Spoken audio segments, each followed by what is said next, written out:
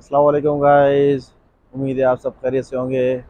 इस वक्त मैं मौजूद हूँ मदीने पाक शहर में, और मदीने पाक शहर से आज हम ज़ियारतों के लिए जा रहे हैं, और आपको भी दोस्तों को सबको ज़ियारतें कर नसीब होंगी या इनकी वीडियो के थ्रू हमारी। चलें लेके चलते हैं आपको, हम मदीने पाक की शहर की ज़ियारतें करवाते हैं। खुशियों वाला शहर बन गया, मदीना मुनव्वरा बन गया, मदीना तैयबा बन गया। मुश्किल के रास्ते आसान हो गए, मुश्किल के रास्ते आसान हो गए। दुश्मन ये देखकर हैरान हो गए, जब इस वादी पे रखा कदम मेरे नबी ने, पत्थर भी कलमा पढ़ के मुसलमान हो गए। मुझे दिख रहा हमारी ज़ियारत का सिलसिला यहाँ से शुरू होगा। हमारा जो पहला क़याम है वो है शोहदाए उहद, मकाम उहद। इससे पहले दाएं बाएं जो मकामात आते जाएंगे उनके बारे में मैं आपको आगाही करना चलूंगा। मुझे दिख रहा जहाँ पे 70 सहाबा कराम आराम फरमाए। इस जंग में जो 3 बड़े जर्नल शहीद हुए थे उनमें आश्रम के प्यारे चचा सैयदना अमीर हमजा रज़ियल्लाहु तआला अन्हु वो भी शहीद हुए थे।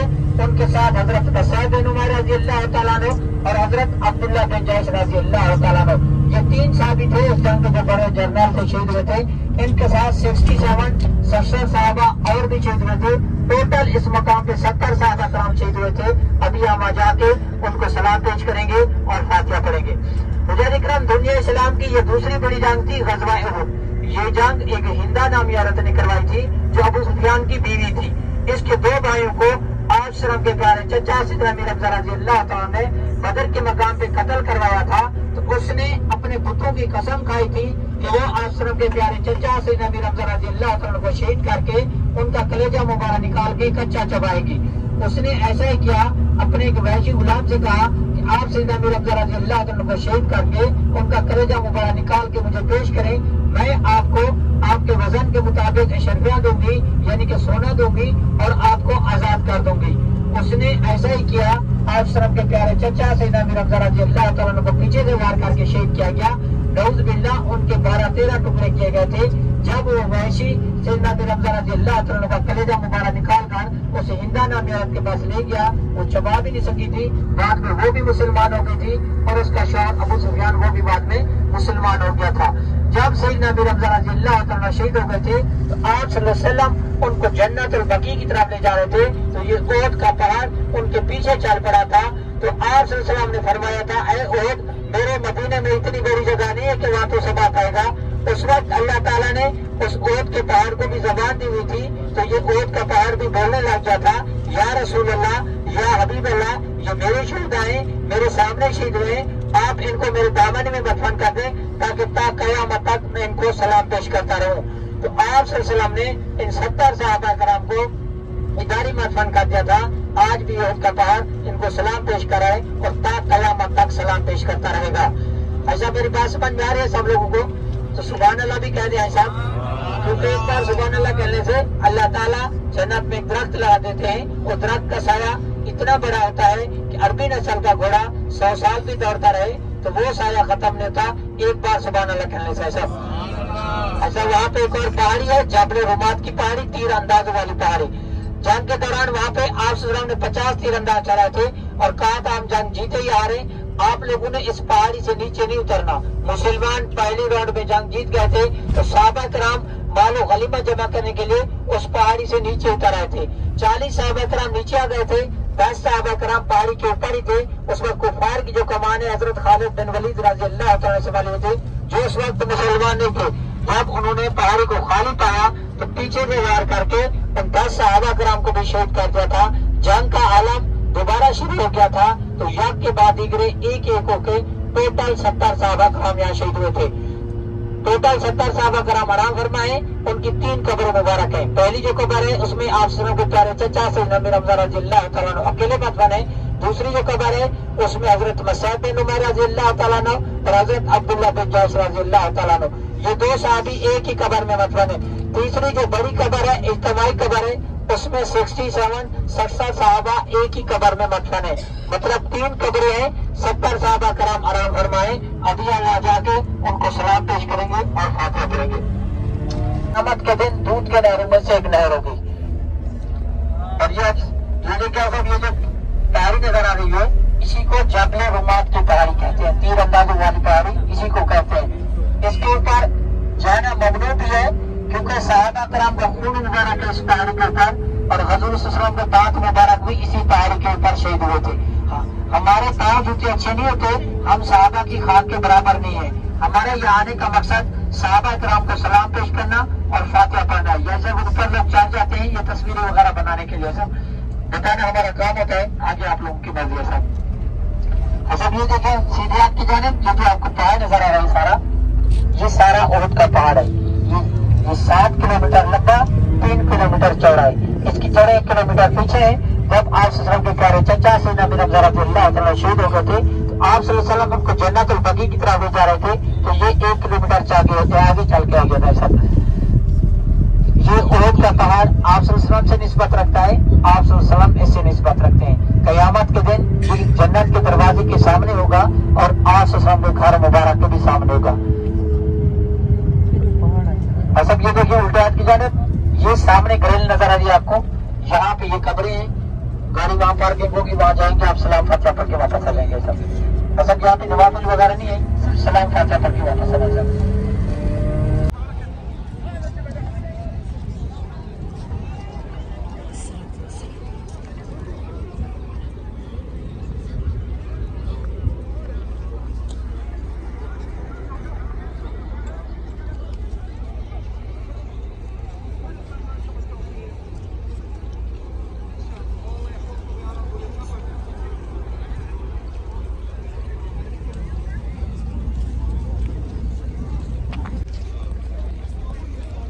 या गाइस, इस वक्त मैं मौजूद हूँ हज़रत अमीर हमज़ा के मकाम पर। यहाँ पर हज़रत अमीर हमज़ा रज़ियल्लाहु ताला अन्हु का रोज़ा पाक है। यहाँ पर मौजूद हैं 70 शुहदा, और ये आप देख रहे हैं ये जबल ओद,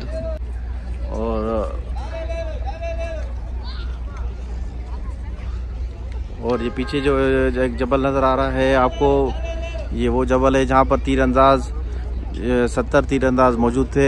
अक्सा यानी कि फलस्तीन की तरफ था। आप सल्लल्लाहु अलैहि वसल्लम ने काम पेश 16 से 18 माह जो मस्जिद अक्सा यानी कि फलस्तीन की तरफ भर के नमाज पढ़ाई थी। यहूदी आप सल्लल्लाहु अलैहि वसल्लम को ताना दिया करते थे, आपका तो कोई किबला नहीं है, आप हमारे किबले की तरफ मुकर के नमाज पढ़ते हो। आप लोगों में और हम लोगों में सिर्फ फर्क इतना है कि आप कलमा पढ़ते हो, ला इलाहा इल्लल्लाह मुहम्मद रसूलुल्लाह सल्लल्लाहु अलैहि वसल्लम। आप सल्लल्लाहु अलैहि वसल्लम अपने चेहरा अनवार आसमान की तरफ उठाकर देखते और दिल में ख्याल करते, या अल्लाह मेरे किबले का रुख चेंज होना चाहिए। वहाँ पे एक कबीला आबाद होता है, उम्मे सलमा का कबीला, वहाँ पे एक साहबी बीमार होते हैं, आप सल्लल्लाहु अलैहि वसल्लम उनकी इयादत के लिए जाते हैं। वहाँ पे नमाज का टाइम हो जाता है, बाज़ उलमा कहते हैं ज़ोहर का टाइम था, बाज़ उलमा कहते हैं असर का टाइम था। 4 रकात वाली नमाज होती है। आप सल्लल्लाहु अलैहि वसल्लम नमाज पढ़ा रहे होते हैं, 2 रकात नमाज पढ़ा चुके होते हैं, 2 रकात नमाज अभी बाकी होती है। अल्लाह ताला की तरफ से वही नाज़िल होती है कि आप अपना किबला रुख चेंज कर लें। आप सल्लल्लाहु अलैहि वसल्लम पहली साहब को चीरते हुए आखिरी साहब में आ जाते हैं और अपने किबले का रुख चेंज कर लेते हैं। पहली जो 2 रकात थी, पहले का जो किबला था मस्जिद अक्सा यानी कि फलस्तीन की तरफ मुँह करके नमाज पढ़ाई थी। बाकी की जो 2 रकात थी, अब जो हमारा खाना काबा है इस तरह मुँह करके नमाज पढ़ाई थी। जब आप सल्लल्लाहु अलैहि वसल्लम ने सलाम फेरा तो देखा 10 सहाबा कराम उनके पीछे बैठे हुए थे। तो आप सल्लल्लाहु अलैहि वसल्लम ने फरमाया था, ऐ सहाबा, मैंने तो अल्लाह ताला के हुक्म से अपना किबला रुख चेंज किया है, आपने अपना किबला रुख क्यों चेंज किया? तो सहाबा कराम अर्ज करने लगे, या रसूल अल्लाह, या हबीब अल्लाह, आप पर हमारे माँ बाप, माल जान सब कुर्बान, जिस तरफ आप मुँह करके नमाज पढ़ेंगे हम भी उस तरह मुँह करके नमाज पढ़ेंगे। तो आप सल्लल्लाहु अलैहि वसल्लम ने उन 10 सहाबा कराम को अशरा मुबशरा का लक़ब दिया। अशरा अरबी में 10 को कहते हैं, मुबशरा उसको कहते हैं जिसको दुनिया में ही जन्नत की खुशखबरी सुना दी गई हो। आप सल्लल्लाहु अलैहि वसल्लम ने हर सहाबी की तरफ इशारा करते हुए कहा कि आप भी जनती हो, आप भी जनती हो, आप भी जनती हो। मुजाहिद कराम, हम भी आप सल्लल्लाहु अलैहि वसल्लम की प्यारी उम्मत में से हैं। अल्लाह ताला हमें भी जन्नत अल फिरदौस में आला मकाम अता फरमाए। आमीन सुम्मा आमीन।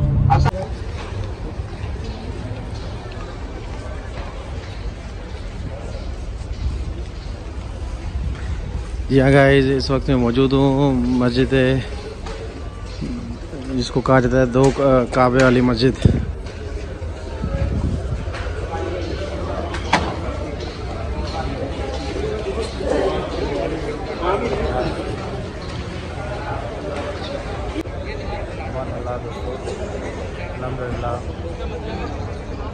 सुभान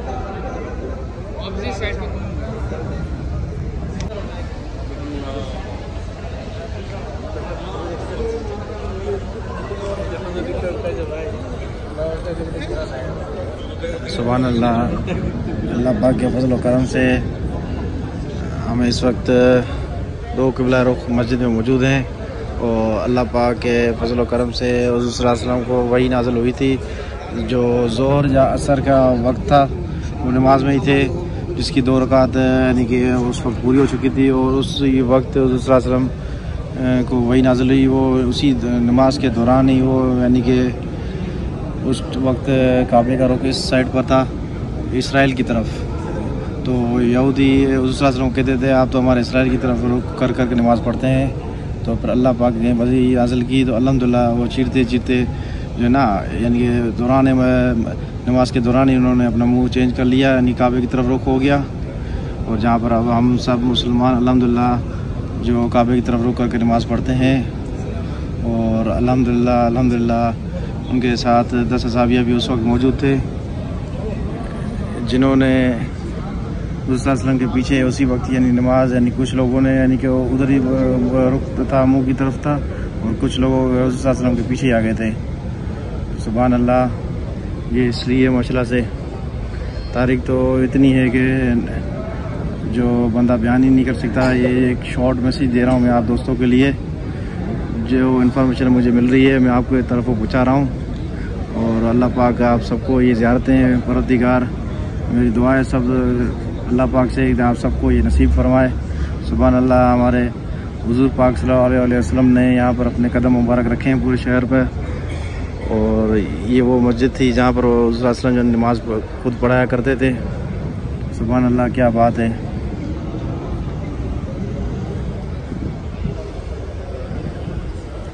आए मैं दोस्तों आपको मस्जिद का दीदार करवाता हूँ।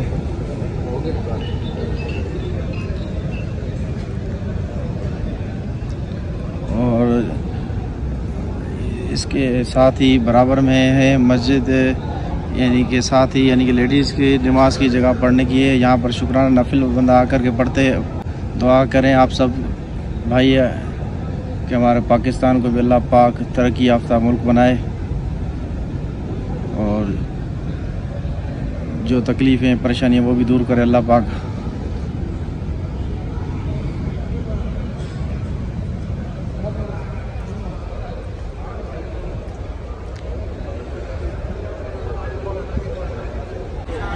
जी हाँ गाइस, ये है वो रुख जहाँ पर पहले यानी कि नमाज पढ़ी जाया करती थी जिस तरफ। ये वो क़िबले का रुख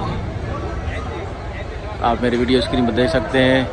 और उसके बाद अल्हम्दुलिल्लाह वही नाज़िल होने के बाद अल्हम्दुलिल्लाह ये क़िबले का रुख है जहाँ पर हम पूरे उम्मत मुसलमान सब नमाज पढ़ी जाती है।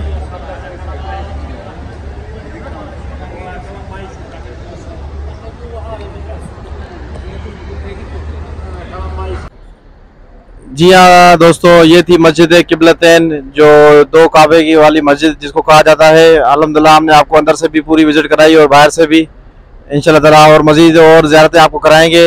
लेके चलते हैं आपको मस्जिद आगे।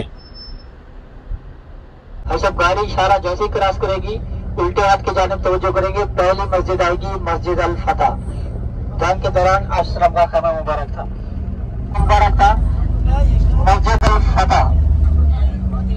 इसके बराबर में एक और काले पत्थरों वाली ये कबरनुमा शक्ल में हजरत सलमान फारसी रज़ी अल्लाह तआला अन्हु की मस्जिद, ये बराबर वाली मस्जिद, ये देखिए हजरत सलमान फारसी रज़ी अल्लाह तआला की मस्जिद। और ये जो आपको पहला मीनार नजर आएगा यहाँ पे इस मस्जिद का, यहाँ पे हजरत अबू बकर सिद्दीक रज़ी अल्लाह तआला अन्हु का खैमा मुबारक था। अब ये 2 मसाजिद को मिला के एक ही बड़ी मस्जिद बना दी है जामा अल खटक। इसी मस्जिद का आपको अगला मीनार नजर आएगा, वहाँ पे हजरत उस्मान गनी रज़ी अल्लाह तआला अन्हु का खैमा मुबारक था। ये देखिए इस जगह पे हजरत उस्मान गनी रज़ी अल्लाह तआला अन्हु का खैमा मुबारक था। इस याद की जानिब एक और आगे मस्जिद नजर आएगी आपको पहाड़ी के ऊपर, खाली मस्जिद हजरत अली शर खुदा रज़ी अल्लाह तआला अन्हु की मस्जिद ऊपर। ये वाली मस्जिद हजरत अली शेर खुदा रज़ी अल्लाह तआला की मस्जिद। इसी हाथ की जाने वैसा वो देखें सामने ग्रिल नजर आ रही है आपको एंड में बिल्कुल, तो बीबी फातिमा तो ज़हरा रज़ी अल्लाह की मस्जिद वो सामने बिल्कुल ग्रिल नजर आ रही है आपको, ये सामने। अच्छा सीधे हाथ की जाने देखेंगे आप, सीधे हाथ की जाने ये देखिए ये बीच में मस्जिद है, ये वाइट पत्थरों वाली हजरत उमर फारूक रज़ी अल्लाह तआला की मस्जिद वाली, ये बीच वाली। सब जहाँ पे गाड़ी सीधी हो चुकी है यहाँ पे खंदा खोदी गई थी, जहाँ गाड़ी सीधी हो चुकी है यहाँ खंदा खोदी गई थी। और ये जो आपको पहाड़ नजर आ रहा है इसको जबले सिला का पहाड़ कहते हैं, इसको जबले सिला का पहाड़ कहते हैं। इसके ऊपर खेमे जो बने हुए आपको नजर आ रहे हैं ये जंग के दौरान के खेमे हैं, ये उसी टाइम के खेमे हैं जो ऊपर खेमे बने हुए हैं। जबले सिला से लेके सामने है ओहद का पहाड़ जहाँ हम गए थे वहां तक ये खंदा खोदी गई थी। जबले सिला से लेके ओहद पहाड़ तक ये खंदा खोदी गई थी। जिस साइड पे मसाजिद है इस साइड पे मुसलमानों का लश्कर था उस टाइम, उल्टे हाथ पे जो है उस टाइम कुफार का लश्कर था। ऐसा पहले यहाँ पे रुकने दे रहे थे, इन्होंने ये पार्किंग थी ये बंद कर दिया, चादर वगैरह लगा के ना इसको बंद कर दिया। और ऐसे कुछ मक्का और मदीना के तोहफे होते हैं। मक्का का जो है वो है आबे ज़मज़म, आबे ज़मज़म उसका एक कतरा पूरी बाल्टी में डाल दिया जाए तो पूरी की पूरी बाल्टी आबे ज़मज़म की तासीर पका लेती है, यानी कि आबे ज़मज़म की बन जाती है। मदीने का जो दूसरा तोहफा है वो है अजवा खजूर। आप सल्लल्लाहु ने फरमाया अगर अजवा खजूर के 7 दाने सुबह को निहार में खाए उस दिन उसको किसी जादू टोने का असर नहीं होगा, हत्ता कि उस दिन सांप भी काट ले तो ज़ाहिर असर नहीं करेगा। उसके बाद मदीने का जो तीसरा तोहफा है वो है रोगन बिलिसान, जिसमें अल्लाह ताला ने 70 बीमारियों की शफा रखी है। जब जंगे बदर के दौरान सहाबा कराम शदीद जख्मी हो गए थे और आप सल्लल्लाहु की बारगाह में हाजिर हुए थे और अर्ज करने लगे थे या रसूल अल्लाह या हबीब अल्लाह कोई ऐसी दवा बताएं जिससे हमारे अंदरूनी और बैरूनी जख्म खत्म हो जाए। उस वक्त जंग का आलम था, वहाँ पे डॉक्टर या हकीम लोग नहीं हुआ करते थे, तो आप सल्लल्लाहु ने फरमाया था सामने जाओ दरख्त है उसकी टहनी तोड़ो, उससे रस निकलेगा, ऑयल निकलेगा, अपने जिस्म पर लगाओ भी और पियो भी। सहाबा कराम वो रस लगाकर और पीकर सो गए थे। जब सुबह उठे थे तो जख्मों का नामो निशान भी नहीं था। रोगाने बिलिसान 70 बीमारियों की शफा बताया जाता है। अंदर की कोई बीमारी हो, शुगर, दमा, सांस की बीमारी, पथरी वगैरह, अहले मदीना के लोग ज्यादातर बे औलादगी के लिए मुनासिब बताते हैं, मर्द और खवातीन दोनों के लिए। अगर कोई पैर की बीमारी है, जोड़ों का दर्द, पट्टों का दर्द, एलर्जी वगैरह या चेहरे पे दाने के लिए खास तौर पर ये फालिज के लिए भी मुयसर बताया जाता है। उसके बाद चौथा तोहफा है वो अल अस्मा सुरमा, जो आप सल्लल्लाहु अपनी आंखों में लगाया करते थे और सहाबा कराम को भी लगाने की तलकीन करते थे। ये उस पहाड़ का अस्मा सुरमा बताया जाता है। जब हजरत मूसा अलैहिस्सलाम अल्लाह ताला से मुलाकात के लिए गए थे तो अल्लाह ताला ने अपने नूर की एक किरण डाली थी तो पूरे का पूरा पहाड़ जलकर राख हो गया था। ये अरबी लोग वहाँ से ले आते हैं, ये ईंटों और पत्थरों की शक्ल में होता है। इसको रगड़ाई पिसाई करके इसमें आबे ज़मज़म का पानी मिक्स करके बोतलों में पैक करते हैं। ऐसा ये दोनों तो मेरे पास मौजूद होते हैं, रोगन बिलिसान और अल अस्मा सुरमा। इसका तरीकाकार यह है साहब, रोगन बिलिसान का अगर कोई अंदरूनी बीमारी है, शुगर, दमा, सांस की बीमारी, पथरी वगैरह या बे औलादगी के लिए इस्तेमाल करना चाहे तो बकरी का दूध हो तो ज्यादा मुनासिब है। नहीं तो घर में जो दूध मिल जाए उसको हल्का गर्म करें, उसमें 1 से 2 कतरे रोगाने बिलिसान के डाल के रात के टाइम इस्तेमाल करें। 1 से 2 कतरे के अलावा वादी उस्मान बाग कहा जाता है, वादी उस्मान बाग। ये वो कुआं था जो हजरत उस्मान गनी रज़ी अल्लाह तआला ने यहूदी से लेके मुसलमानों के लिए वक्त किया था। कुआं वो बैक साइड पे था, उन्होंने खत्म कर दिया है, उसका नाम और निशान भी नहीं रखा। लेकिन ये बाग, ये एरिया, वो ये इतना बड़ा बाग उन्होंने खरीद के मुसलमानों के लिए वक्त किया था। आज भी ये इसका जो रद्दिया आता है ये मुसलमानों में बांटा जाता है। यहाँ पे खजूरों की मंडी होती है अंदर, यहाँ पे हर किस्म के खजूरें हैं। आप से निस्बत रखने वाली 3 खजूरें हैं। पहली जो खजूर है वो अजवा खजूर। आप ने फरमाया अगर अजवा खजूर के 7 दाने सुबह को निहार में खाए उस दिन उसको किसी जादू टोने का असर नहीं होगा, हत्ता कि उस दिन सांप भी काट रहे तो ज़ाहिर असर नहीं करेगा। दूसरी जो खजूर है वो है अंबर खजूर, जो हजूर सल्लल्लाहु नाश्ते में तनाजुल फरमाया करते थे। उसके बाद तीसरी जो खजूर है वो है बरने बरकत। आप ने फरमाया अगर बरनी बरकत के 7 दाने या 7 गुठली जिस घर में हो उस घर में कभी भूख और प्यास का फाका नहीं आएगा। बाकी भी किस्म की खजूरें हैं। आपसे निस्बत रखने वाली ये 3 खजूरें हैं। ऐसा जाए देखें, पास हैं तो ठीक है, नहीं तो सवाब के से 2-4 दाने खा के वापस आ जाने। सब आगे ऐसा बिस्मिल्लाह। ऐसा टाइम की बात।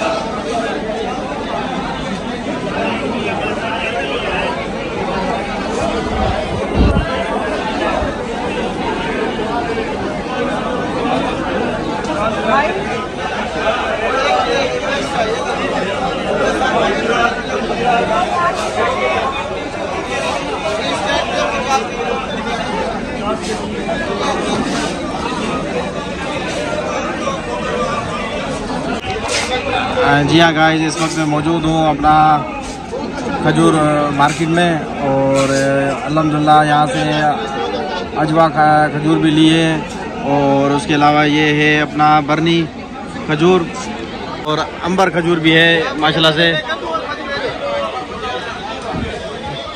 इंशाल्लाह ताला आगे चल के आपको बाहर के मंजर दिखाते हैं।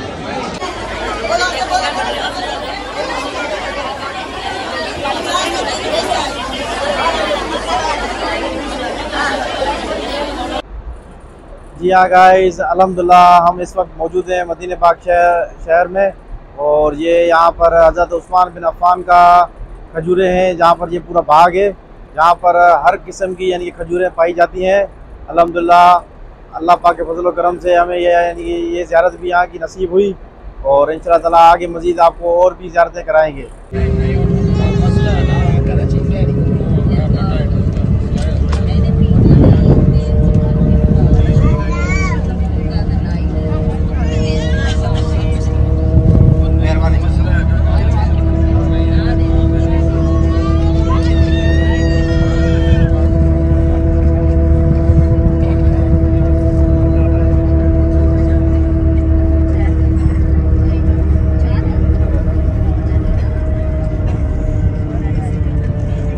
अल्लाह ताला एक मकबूल उम्र की सआदत का सवाब अता फरमाते हैं। वैसे जब आप सल्लल्लाहु मक्का से मदीना की तरफ हिजरत करके आ रहे थे तो हर सहाबी की ख्वाहिश थी कि वो उनके घर पे रहें। आप सल्लल्लाहु हर सहाबी के घर जा भी नहीं सकते थे और हर सहाबी को नाराज भी नहीं कर सकते थे। गोया अल्लाह ताला की तरफ से हुक्म हुआ कि आप अपनी कसवा उठने की मर्ज छोड़ दें, जहाँ वो जाकर रुकेगी आप वहीं क्याम करना। वो ऊँटनी हजरत अय्यूब अंसारी रज़ी अल्लाह तआला अन्हु के घर पर जाकर रुकी। वहाँ आप सल्लल्लाहु अलैहि वसल्लम ने 3 दिन क्याम किया। 3 दिन क्याम करने के बाद मस्जिद कुबा की बुनियाद रखी, तकवा और परहेजगारी की बुनियाद पर। इस मस्जिद का पहला पत्थर भी आप सल्लल्लाहु अलैहि वसल्लम ने अपने दास्ते मुबारक से रखा था। बाकी सहाबा ने भी इसमें हिस्सा लिया था। जब आप सल्लल्लाहु अलैहि वसल्लम अपने दास्ते मुबारक से पत्थर उठाते थे तो दूसरे सहाबा कराम उनके हाथ मुबारक से वो पत्थर आकर ले लेते थे। जब मस्जिद तामीर हो गई, मदीने के लोग आप सल्लल्लाहु की बारगाह में हाजिर हुए और अर्ज करने लगे, या रसूल अल्लाह, या हबीब अल्लाह, मक्का वाले तो हज करेंगे, उम्रा करेंगे, आबे ज़मज़म पिएंगे, वो तो हम में से नेकियों में से आगे निकल जाएंगे। हमारे पास ना कोई सवारी का इंतजाम है, तो हमारी नेकियां उनसे कैसे बराबर होंगी। तो आप सल्लल्लाहु अलैहि वसल्लम ने फरमाया, मेरा जो उम्मती घर से बावजू होकर इस मस्जिद कुबा में 2 रकात नमाज नवाफिल अदा करे, अल्लाह ताला उसको एक मकबूल उम्रे की सआदत का सवाब अता फरमाएंगे। ऐसा एक उम्रा अपने मक्का मुकरमा में किया है तो अल्लाह ताला को मालूम है कि हमारा ये उम्रा कबूल हुआ या नहीं हुआ। अभी जो आप उम्रा करने जा रहे हैं, ये आप सल्लल्लाहु अलैहि वसल्लम ने अल्लाह ताला से 1400 साल पहले कबूल करवा लिया है, क्योंकि आप सल्लल्लाहु की कही बात कभी झूठी साबित नहीं हो सकती।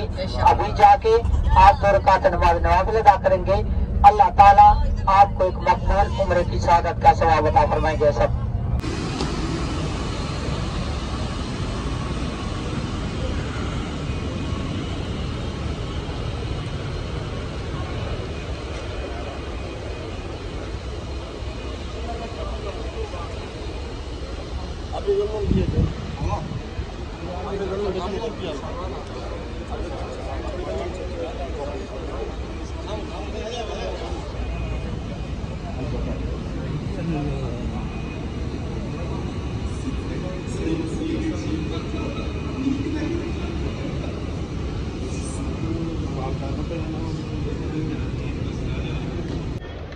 जी हाँ गाइस, अल्हम्दुलिल्लाह मैं इस वक्त मौजूद हूँ मस्जिद कुबा मस्जिद कुबा में मौजूद हूँ और आपको मंजर दिखाते हैं मस्जिद कुबा के अंदर का मंजर है, आपको दिखाते हैं। माशाल्लाह से यहाँ पर 2 रकात नफिल पढ़ना बिल्कुल उम्रे की सादत के बराबर है।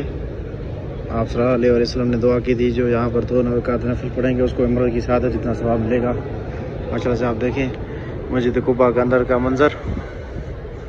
सुभान अल्लाह, सुभान अल्लाह, सुभान अल्लाह।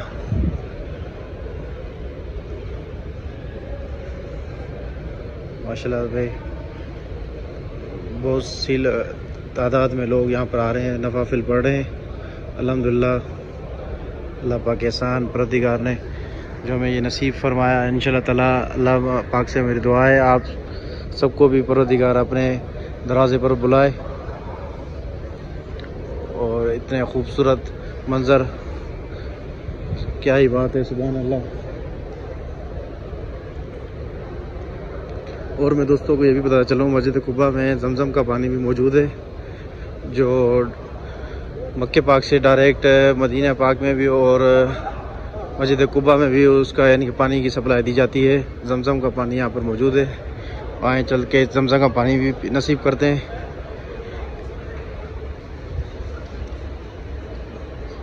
ये मस्जिद कुबा का सहन है। अल्हम्दुलिल्लाह देख सकते हैं आप, माशाल्लाह से इंतहाई बहुत बड़ी मस्जिद है।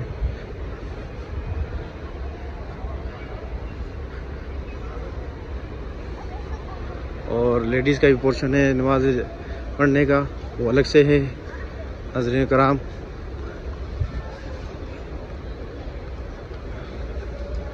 माशाल्लाह से हम जमज़म के पानी के पास इस वक्त पहुंच चुके हैं और जमज़म का पानी यहाँ से पियेंगे।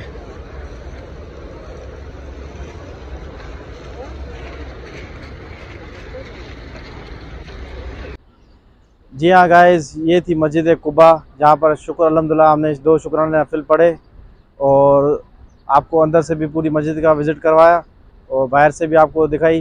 अल्लाह पाक से दुआ है कि इंशाल्लाह ताला आप भी आएँ और शुक्राना नफिल पढ़ें।